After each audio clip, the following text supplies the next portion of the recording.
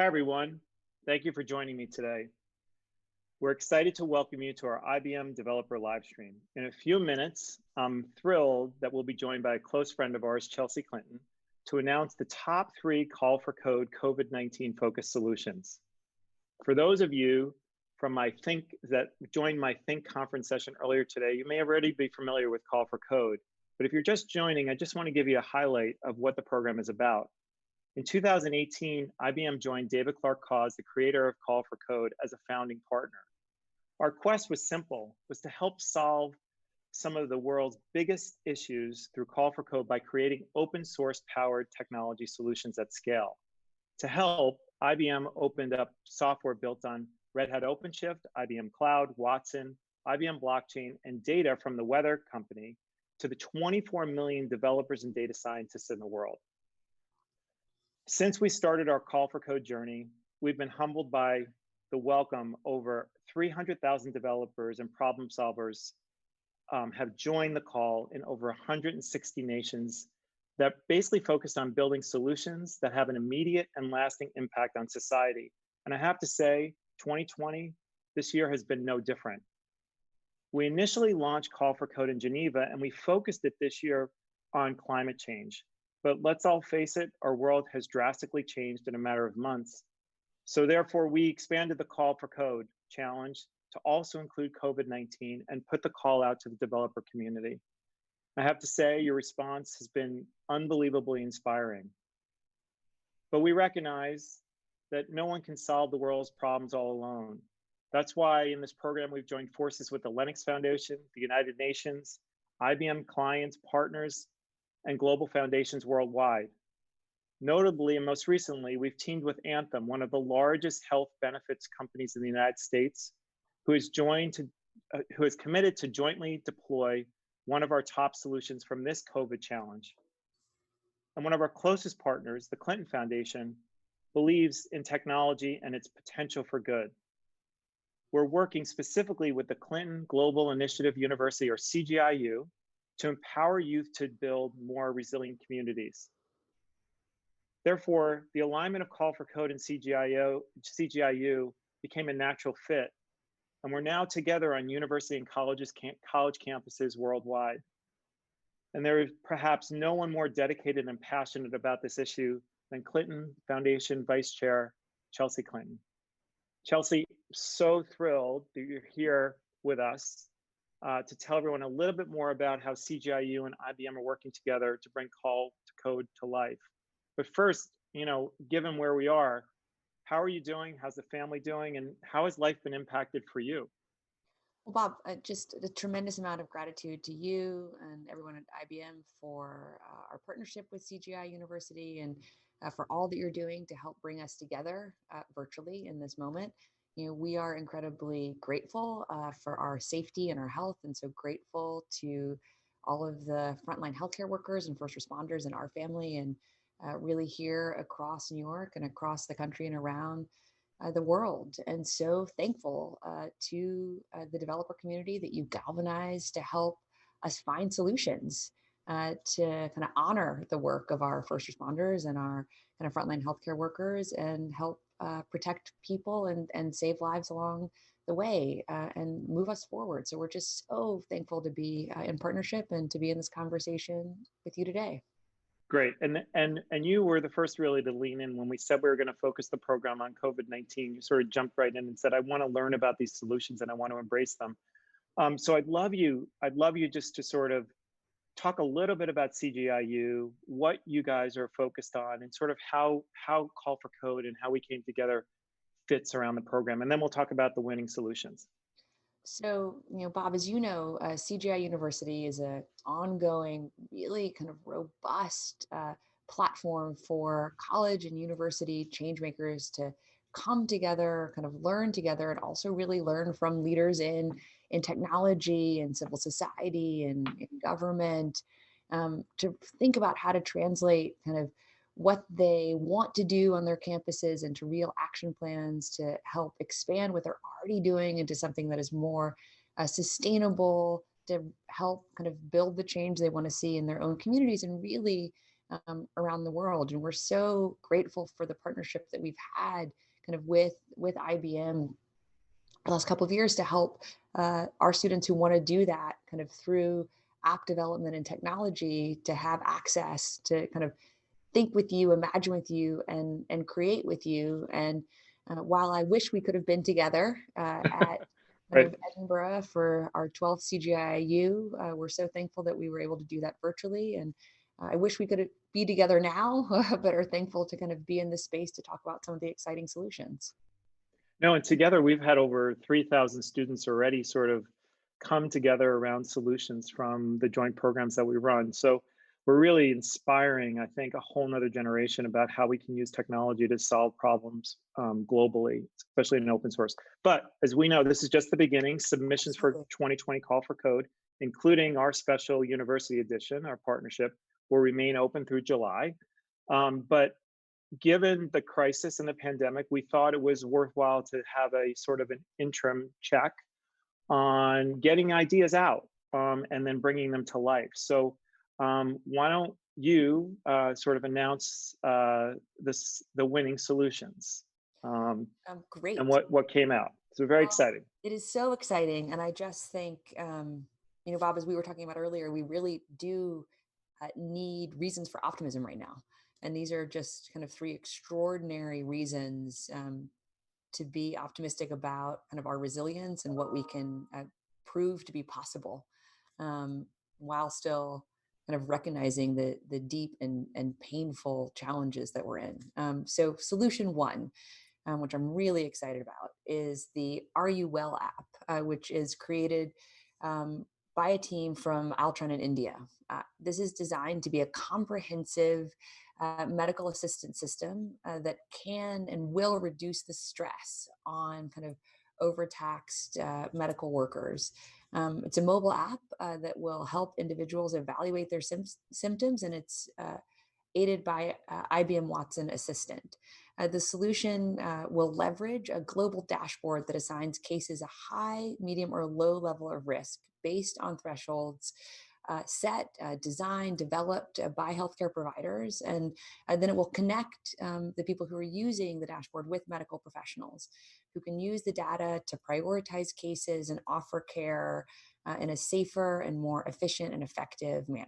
And here's a video to help. This is a solution, that helps end-to-end the entire society. Are you well is, asking you a question, are you well? And you will actually make sure that you are feeling safe and you are feeling well at your home. As a patient, I should be able to evaluate myself and maybe record my symptoms and share with my medical assistant or doctor can maybe have a look at my systems and maybe guide me to the best possible treatment or maybe guide me through some advice.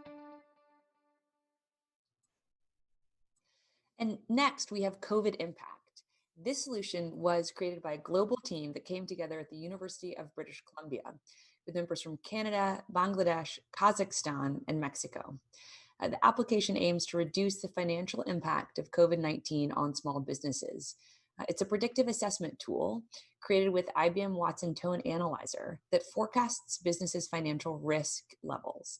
Kovat Impact offers a curated list of federal resources for small businesses and a real-time newsfeed of sentiment analysis evaluated articles that are relevant to them. The solution also offers an economic impact heat map that visualizes where need is the greatest, which can help officials direct business aid to specific regions or industries as needed and as relevant. So please cue the video. There are hospitals and doctors that are currently on high alert to actually treat COVID-infected patients, but there are not enough institutions out there to actually help these small businesses navigate through this downturn. By Kovat Impact, we're trying to help to immunize small businesses in Canada, North America, and hopefully across the world. Within a weekend of putting all of your creativity, your mind, your research, efforts into creating something, you can create a tool or a platform that can benefit the lives of millions of people. It's nothing short of magic.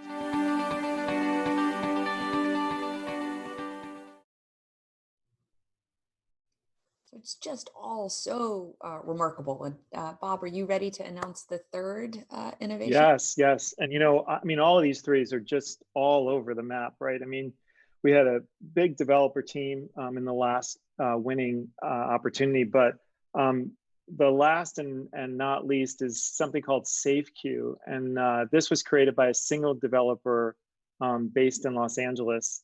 And I think most of us can relate to this. It's a community driven mobile app that is intended to replace physical lines at shopping centers, small businesses, and polling places on an on-demand virtual line. So all of that distancing that we have to do, the app will use GPS location data to create a virtual queue for those within 1,000 feet of that location, which I think is amazing. So that allows the business owners to control the queue digitally and then validate entry with randomly generated QR codes for each of the customers out of the app. So the solution's built on IBM Cloud. It uses something called Here Technology APIs, which is geolocation, and then it has IBM Cloud for storage data. Basically, what the great story is, the developer grabbed a call for code starter kit and just ran from it. He spent 6 weeks. So why don't we just cue the video and then we'll meet the developer. SafeQ is an easy-to-use system addressing the fact that businesses have to now limit how many people go in their stores and limit how many people are in polling places. And instead of standing in the line that they made for you outside with little X's on the ground, you stayed in your car with basically a mobile app that allowed you to be in line without actually physically being in line, and then be notified by someone at the store when it was your turn to come in. Technology should be able to help with this. We should be able to do better than say, just get in line and put as many red X's on the ground 6 feet apart as we can spend time doing.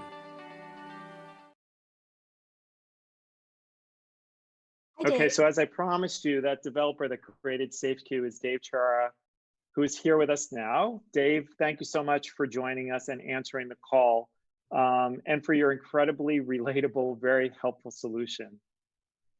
Oh, I'm so happy to be here, Bob. I really appreciate have done and call for COVID. And congratulations, Dave. I mean, I think Bob and I certainly will be using this, and probably many of those who are joining us today. And so I just think, could you start with telling us what motivated you to join the call, and kind of what's the story of how you first thought, oh, this is something I really have to be a part of? Well, to be honest, it all started with the problem, right? We've all seen the long lines at stores and polling places, and probably like everyone else, I said there's got to be a better way to handle social distancing than just to create these long lines everywhere. And everyone's usually on their mobile phones while they're in lines, and I thought there's got to be a mobile app solution to this, and I thought somebody should do that, and that's pretty much where it sat until I was watching the news with my wife Marie. And a story came on about Call for Code, and they ran the Lady Gaga video and David Clark and etc. And after I saw that, I really found the urgency for the call to be really persuasive, and it would change my mind from somebody should do this to I should do this. I mean, I knew I've been a developer for a long time, and I've developed cloud apps, or cloud services and apps. So I pretty much thought I'd do this. And then the final closing nail was, I asked my wife, Marie, I said, is this really a good idea? And she said, yeah. And then she started saying, there are a lot of people who can't wait in lines, elderly people. There are families with kids who want to wait in these lines, and think about the people who work there. So all that together, I really, like I said, I think the call part really was motivating for me, and so I just got right down and started doing it. It's great. So thank you to your wife Marie and Lady Gaga, and thank you for kind of translating the someone should into I should. And I bet, Dave, there are a lot of people kind of joining us today who are thinking, I want to do something too. Like, what advice would you have to, especially the students who are joining us today, of how can they think about taking that first step to building the solutions they want to see? Yeah. I mean, I'm going to give the advice I pretty much have gotten all my life, which from people who've mentored me, which is, you need to think about use your imagination to see outcome you can produce? What is the good that you can do with what you know in technology? And then work backward from how can I make an outcome come true to how can I find the technology that makes that outcome come true? And the one thing, even for me in this case, was I didn't know all of the technologies that I eventually used to build this. But when I look backwards from what I thought was needed to make this happen, I had to go learn them. I had to go find them. And I'd say my advice, don't worry about that. Go out and do things that you haven't before. You a whole wide variety of code in your toolkit that you're going to apply to this problem, the next problem, and that on. So my advice is really is to get a breadth of knowledge of what it takes to make your vision, what you imagine, to come true. And you can do it. I mean, there's a lot of ways to collaborate. There's a tremendous amount of resources on technology, IBM, develop IBM, as well as places that can help to make you really pretty powerful as even one person. And Dave, I think this happened so quickly. I mean, Bob spoke earlier. I mean, this was, less than 6 weeks, I think. And clearly, you just mentioned like some of the tools that you use. Could you talk a little bit more about some of the IBM tools and kind of what really helped this be possible so quickly? Yeah, absolutely, Chelsea. I use this phrase in my submission that we have an immediate problem and we need an immediate solution.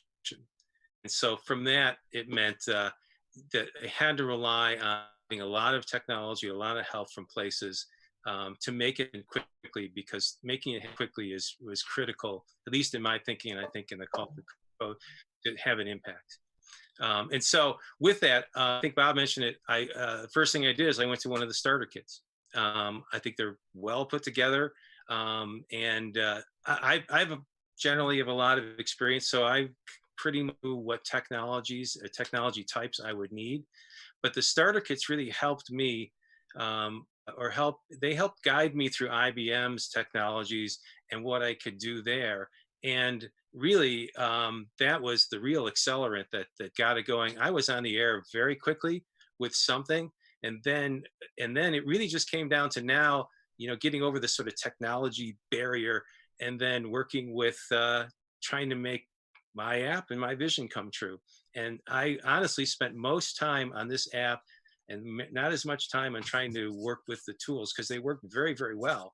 I had a whole lot of different technologies, like I used Cloudant. I went to a document database, certainly IBM Cloud, and the Foundry apps, Here technologies, and I used React Native, which is a way to develop mobile apps. I mean, there's an endless amount of tools out there, and for all developers out there, you just dig in and you will not be disappointed. Well, I think it's easy to say you have not disappointed us. I mean, quite the opposite, Dave. I mean, we're so good, and I just want to thank you for like sharing your story, and really kind of hand the conversation back to Bob. But just like as someone who is a future user of your app, like thank you so much for Dave, really to Lady Gaga and your wife. Yeah, really inspiring, Dave, and thank you for your commitment. I think you're living proof that if you have an idea, you can make it come true. And I really appreciate everything you do. And one of the unique things, Dave, is we're committed to get the app hard coded and get it in the open source world so it can scale. So you have our commitment to do that just for the other winners also. So thank you very much, Dave. I appreciate it. I appreciate that, Bob. Although, now it's really great, but the real celebration is going to come when we see this out there and people using it. Agreed. All right. Thanks, Dave. Appreciate it. Thank you. Thank you so much, Dave. Bye. Chelsea, one of the things that you and I have talked about multiple times is what really makes this program very different is that although Dave had the idea, it doesn't end there. It's about making these ideas into reality, and bringing them to fruition, and actually having impacts on lives. I know that you're passionate about that. Can you sort of talk about sort of your perspective of that and what you've learned in your life about the importance of that? Oh my goodness. I think, it is so important, Bob, that especially for kind of people who have platforms like you, kind of with IBM, that you are able to help Dave and the other kind of two teams that we spoke about earlier, close what I've always thought of as the imagination gap, really to just make it easy for people to kind of see a challenge, kind of then imagine the solution, but then kind of push that solution out of their imagination and into reality. And I just think, now more than ever, at least in my lifetime, we need as many people as possible kind of finding each other, kind of through spaces, that kind of we can help create and foster, generate, support, amplify, because that is how we're going to find these solutions that we desperately need. And I think especially for our university, students, who are living in an unprecedented time as they're trying to think about kind of school and work and their families and their futures, there are also so many solutions that are kind of probably, not even ones they're aware of, but that they are feeling and learning and discovering and developing. And we need to continue to reach out, I think, especially to students and young people, to help them bring their solutions to life for themselves and their friends, but really ultimately for all of us. Yeah, no, and you have our commitment. I mean, I think this partnership is fantastic because, I mean, those ideas just need to be unleashed. And IBM is going to stand behind you, and CGIU, as these ideas pop up, will be there to help mature them, to get them hard coded and then get them out into the open source world. That is our commitment to you and the rest of the community that's listening. So we really appreciate our partnership, your partnership, Chelsea. Well, it is deeply shared. We are so grateful to be here with you. Great. So I want to leave all of you with three final thoughts. The first is, are you well? COVID-19 Impact and SafeQ, they're awesome, and it's just the beginning. We will continue to accept submissions. So everyone who's listening to this, we are for both the university program and for the general program through July, and we will announce a winner in October, hopefully in person at that point. But to university students, please join CGIU and get involved with the program. If you've already submitted the work, if you submitted something, you can refine that work again and resubmit. And second, as we begin to reemerge from this global pandemic and define our new normal, know that it's time for developers and data scientists to shine as true social activists. You, as Chelsea had said, you guys have the power at your fingertips. And as Lady Gaga said, you're the true rock stars in the world, and we need you. And then most importantly, please stay safe and healthy. And thanks for joining us here today. And again, Chelsea, thanks for your partnership. Thank you, Bob. And really, I just want to say thank you to everyone